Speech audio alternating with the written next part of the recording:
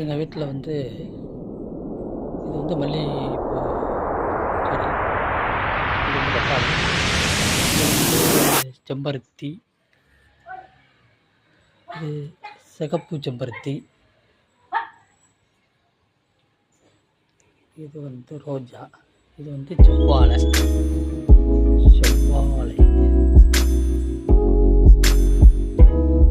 என்ன பாட்டி, ஆடு உள்ள வந்துட்டா? இந்த ஆடு மாடு தொல்லை தாங்க முடியல, செடியை பூரா தின்ட்டு போயிடுது. இந்த பப்பாளியை பூரா தின்னுட்டு, ஆமாம், அந்த இதை பூரா மொட்டையாக்கி வச்சுட்டு மேலோடு ஏறி குச்சிருது. ஆடு மாடு தொல்லை தாங்க முடியல. கேட்டுக்கு முன்னாடி மாடு படுத்து கிடக்கு.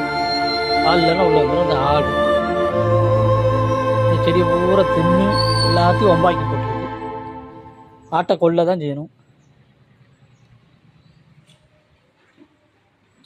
இதை பற்றி ஆடை என்ன செய்யணும் அப்படின்னு சொல்லி கமெண்டில் சொல்லுங்கள்.